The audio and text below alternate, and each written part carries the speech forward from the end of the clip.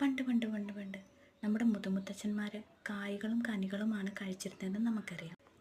അന്ന് അവർ കഴിച്ചിരുന്നവ പിന്നീട് അവരുടെ പിൻതലമുറക്കാർ നട്ടു വളർത്താൻ തുടങ്ങിയപ്പോഴാണ് അവിടെ കൃഷി ഉണ്ടായത്. കൃഷി ഒരു കണക്കിന് പറഞ്ഞാൽ ഒരു പുണ്യപ്രവൃത്തിയാണല്ലേ. ഈ ഭൂമുഖത്ത് കൃഷി ചെയ്യാത്ത ആരും തന്നെ ഉണ്ടാവില്ല.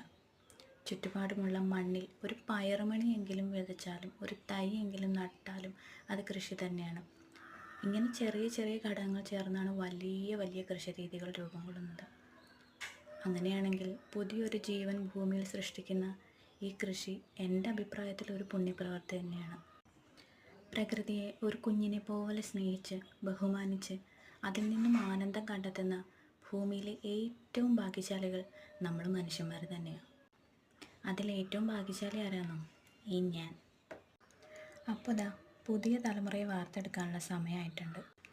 ഉണ്ടായിരുന്ന ട്രേയും ദച്ചുവിന് ബിസ്ക്കറ്റ് മേടിച്ചപ്പോൾ കിട്ടിയ ട്രേയും എല്ലായിടത്തും ഞാൻ ഇറങ്ങി. ട്രേയിൽ വെറുതെ മണ്ണ് നിറച്ചുകൊണ്ട് കാര്യമില്ല, അതിൽ മണ്ണ് മിശ്രിതം ഉണ്ടാക്കണം. അതിലാണ് കാര്യം.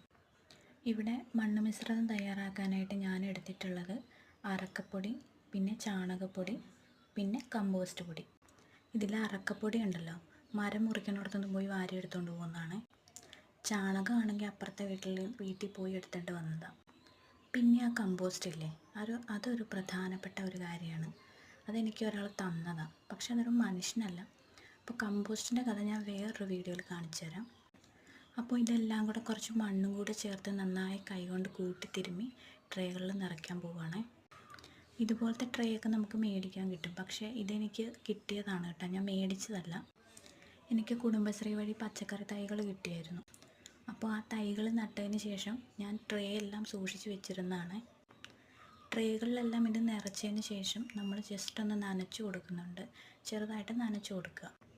അതിനുശേഷം ഇരുട്ടുള്ള ഒരു സ്ഥലത്ത് കൊണ്ട് ഇതൊന്ന് വെക്കുക, ഒരു ദിവസത്തേക്ക് വെക്കുക. അതിനുശേഷം പുറത്തെടുത്ത് വീണ്ടും നനച്ചു കൊടുക്കുക. എന്നിട്ടൊരു വൈകുന്നേര സമയമൊക്കെ ആകുമ്പോൾ ഇതിനകത്ത് വിത്തുകൾ കുഴിച്ചിട്ട് കൊടുക്കുക. അപ്പോൾ ഇത്രയേ ഉള്ളൂ പരിപാടി. ഇനി വിത്ത് മുളച്ചതിന് ശേഷം അടുത്തൊരു വീഡിയോ ആയിട്ട് ഞാൻ വരുന്നതായിരിക്കും. കമ്പോസ്റ്റിൻ്റെ വീഡിയോ ഉടനെ തന്നെ ഉണ്ടാവും. Thank you.